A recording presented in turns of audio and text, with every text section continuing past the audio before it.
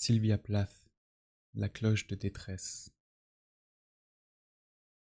Née en 1932 dans le Massachusetts, Sylvia Plath passe un an à l'université de Cambridge. Elle se marie à Londres avec le poète Ted Hughes, dont elle eut 2 enfants.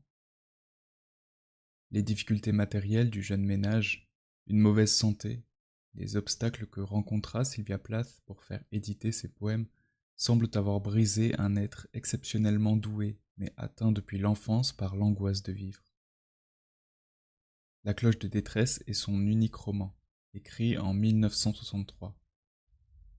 Un mois après sa parution, Sylvia Plath s'est donné la mort. Préface.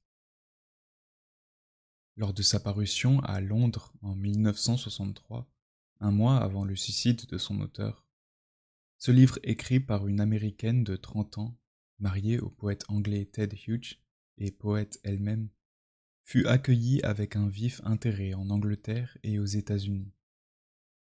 Mais c'est en 1971, quand il fut réédité à New York, que lui vint la célébrité. En 1963, le récit n'était encore que prémonitoire de la révolte féminine qui allait se développer. The Feminine Mystic, traduit en français aux éditions de Noël Gontier sous le titre La femme mystifiée, de Betty Friedan, qui devait tant contribuer à son déferlement, paraît la même année que The Bell Jar. 8 ans plus tard, en revanche, toute une jeunesse pouvait se reconnaître dans cette étudiante de 19 ans, écartelée entre sa vocation d'artiste et d'intellectuelle et le modèle féminin que lui impose l'entourage. Entre les routines d'assoupissement de sa petite ville d'origine et le tumulte publicitaire de son expérience new-yorkaise. Aventure datée et située donc, et datée de surcroît par le fait qu'elle baigne dans l'atmosphère trouble des premiers temps du macartisme, mais ni plus ni moins datée après tout que celle de Werther ou de René. Pour que The Bell Jar en vienne à prendre la place qui lui revenait dans la littérature anglo-saxonne, il a donc fallu quelques circonstances favorables. Et cela parce que d'autres circonstances lui avaient au départ obstrué la voie. Tout s'était conjugué, en effet, dans un premier temps, pour que le caractère de témoignage du livre rejette au second plan l'exceptionnelle réussite artistique de l'œuvre. Et d'abord la réputation déjà assurée du poète qu'était Sylvia Plath. Public et critique sont portés à croire en pareil cas qu'un roman, a fortiori un roman autobiographique, ne recueille que la surabondance créatrice de l'écrivain. Ils ne veulent y voir qu'un moyen d'accès à la lecture des poèmes, une sorte de glose marginale. Or, Sylvia Plath elle-même a involontairement prêté la main à cette méconnaissance. Elle avait écrit ses premiers vers à 8 ans. À 17 ans, elle conduisait son apprentissage de poète avec autant de rigueur que de passion. Le travail du pur intellect, qui consiste à se mettre à disposition de faire accéder au jour l'imaginaire profond avant que de le maîtriser, et qui est la marque des très grands poètes, était chez elle exemplaire. Par contre, et bien qu'elle eût écrit des nouvelles dès l'adolescence, elle se sentait beaucoup moins sûre d'elle en prose. J'étais traumatisée à l'idée d'écrire un roman, confie-t-elle à une amie. Et il est vraisemblable que le temps lui a manqué pour se détacher de l'histoire qu'elle s'était arrachée, parce que, dit-elle, rien ne put autant qu'un tas d'écrits non publiés. Je tiens toujours à ce que le rituel s'achève par l'édition, et apprécier à sa valeur sa propre création. Et telle était son incertitude qu'elle publia The Bell Jar sous un pseudonyme, celui de Victoria Lucas. Car de ce procès-verbal implacable et désespéré émanait un parfum de scandale. Nul n'y était bien traité, à commencer par l'auteur, et tous pouvaient s'y reconnaître. Sans commentaire, ce livre représente la plus vile ingratitude.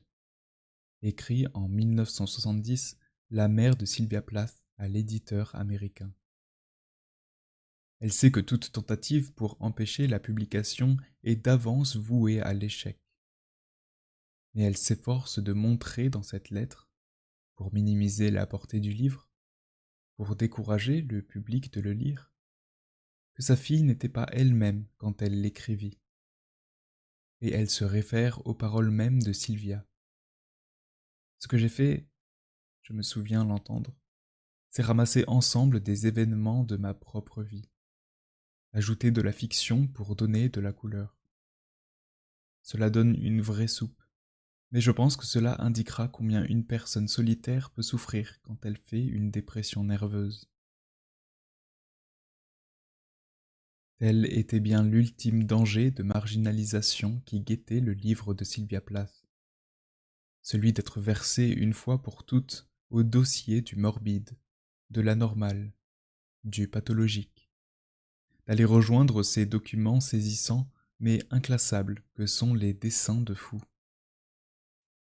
Car tout l'intérêt que porte notre époque à ce genre de production, la modification qui s'est opérée dans le regard que nous portons sur les névrosés et les aliénés, ne change rien au fait que cet intérêt même, appliqué à une œuvre littéraire, risque de nous détourner, si nous n'y prenons garde, de nous arrêter sur sa dimension littéraire.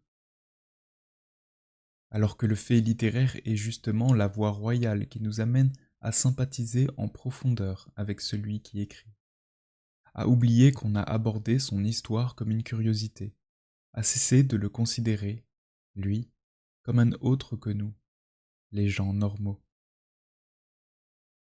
L'Aurélia de Gérard de Nerval nous avait déjà appris ces choses, mais nous n'avons que trop tendance à les oublier.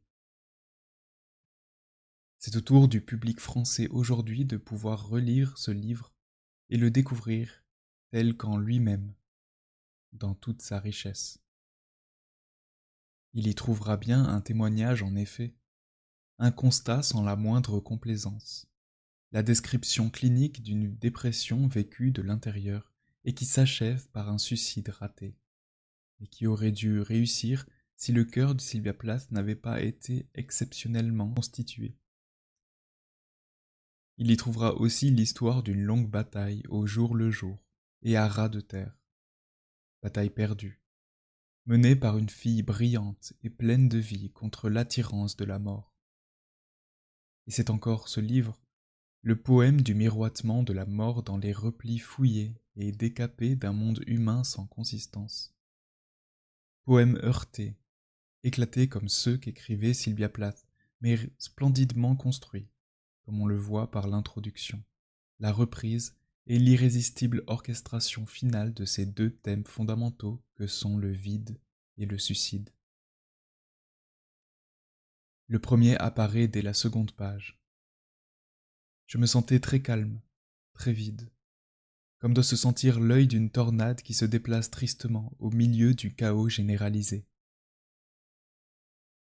Et l'on voit par l'image qu'il ne s'agit pas d'un vide qui serait simple absence, mais du vide aspirant, celui de la cloche transparente et isolante en train de descendre. Quant au second thème, il fait son apparition en plein cœur du récit, le jour où la jeune fille apprend à skier. On ne l'entreaperçoit alors que du coin de l'œil.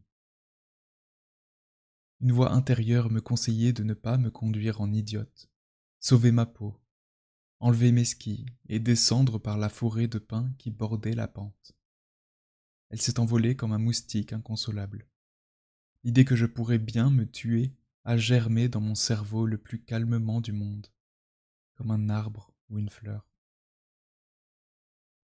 Et, curieusement, tandis qu'elle fonce vers l'accident, elle sent ses poumons s'emplir d'air. L'écriture poétique du livre est perpétuellement brassée, malaxée, avec une écriture parlée, langage de film américain, humour robuste et positif. Colette Audry.